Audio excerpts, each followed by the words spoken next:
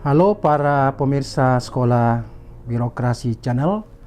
Kita berjumpa lagi dengan tema yang saya kira sangat penting di dalam menyongsong adanya perubahan pola kerja sesuai dengan Permenpan 8 dan diperbarui menjadi Permenpan 6, lalu kemudian Permenpan nomor 7.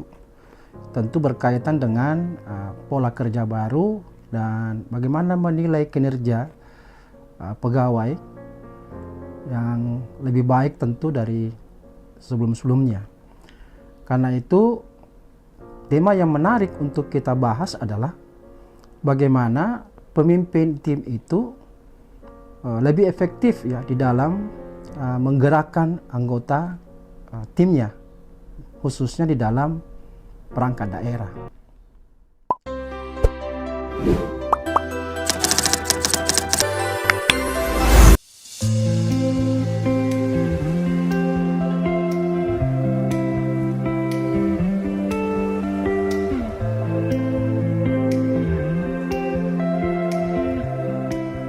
Kepala perangkat daerah tentu mengangkat seorang pimpinan tim yang beranggotakan beberapa pegawai yang berlatar belakang kompetensi yang berbeda.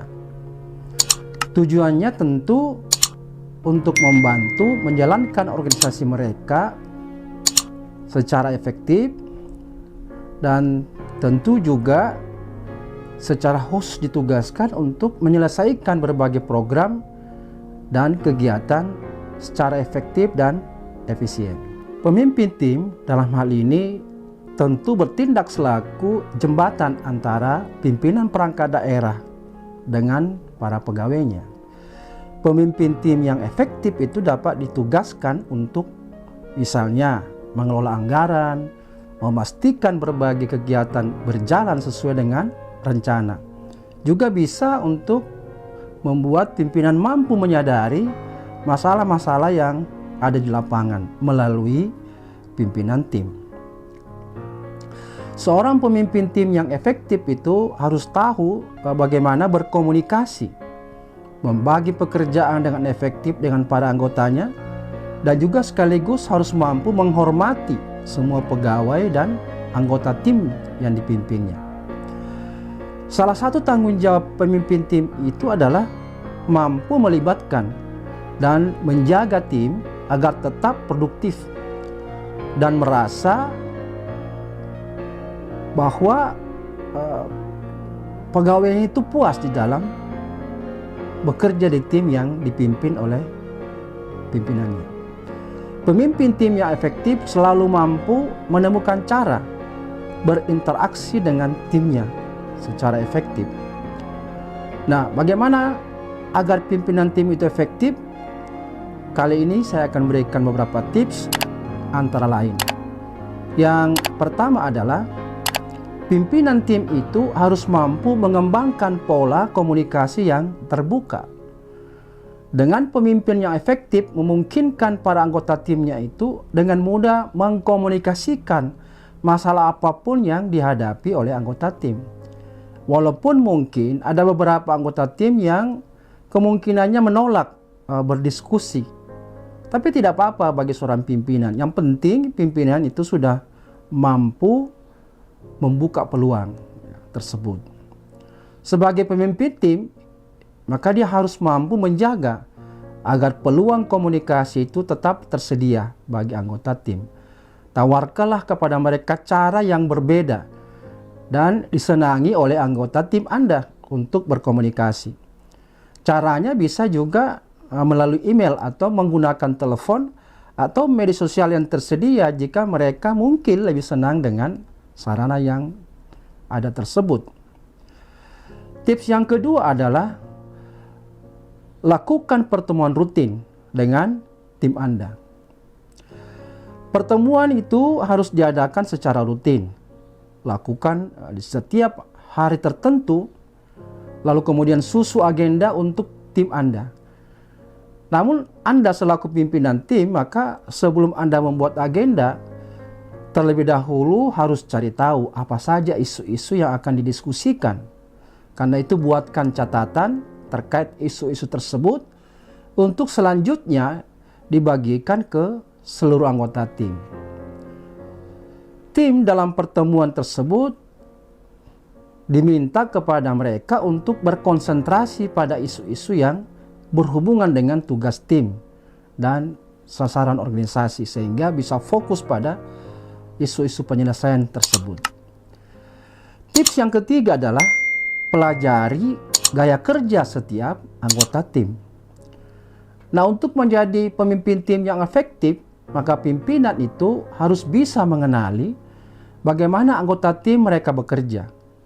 Beberapa orang di antara anggota tim tentu akan memiliki gaya yang berbeda-beda. Ada yang ingin pekerjaan delegasikan kepada dia, atau mungkin juga anggota tim lainnya bisa memimpin temannya. Karena itu, bila Anda memiliki pilihan gaya bawahan, memiliki pengetahuan gaya bawahan yang Anda pimpin, maka Anda harus cocokkan tugas dengan gaya kerja pegawai Anda atau anggota tim Anda. Karena pada dasarnya anggota tim Anda yang cocok dengan gayanya, maka itu dapat membantu mereka untuk berkonsentrasi pada pekerjaan. Karena apa yang mereka kerjakan itu pada dasarnya mereka sukai, sehingga Anda bisa mendapatkan pekerjaan yang lebih produktif di dalam tim Anda. Tips yang keempat adalah beri kebebasan kepada setiap anggota tim untuk ikut berpartisipasi. Karena itu seorang pemimpin tim harus memastikan bahwa setiap anggota timnya itu memiliki hak untuk bersuara dan berpendapat. Jangan mengecualikan siapapun dalam hal ini. Setiap anggota tim harus merasa bahwa dia bisa berkontribusi pada tujuan tim. Ketika kontribusi anggota tim memiliki efek positif, maka diskusikan informasi ini pada pertemuan-pertemuan berikutnya.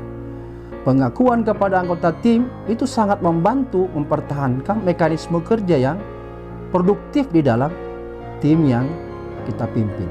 Tips yang kelima adalah berikan peluang kepada anggota tim terkait cara berkomunikasi satu dengan yang lain. Sebagai seorang pimpinan tim, jelaskan betapa pentingnya anggota tim itu berkomunikasi antar sesama anggota tim. Komunikasi tim akan membantu mengidentifikasi masalah yang berhubungan dengan pekerjaan mereka. Memiliki waktu yang ditentukan bagi anggota tim sendiri untuk bertemu sesama mereka dan menawarkan berbagai solusi. Kantor yang sibuk dapat menggunakan email untuk berkomunikasi sepanjang hari-hari kerja. Anggota tim Anda dapat mengirim Anda atau dapat mengirimi Anda salinan email. Komunikasi tim yang telah terjadi di antara mereka itu bisa menghasilkan sesuatu solusi yang lebih efektif. Tips yang keenam adalah pantaulah kinerja tim Anda.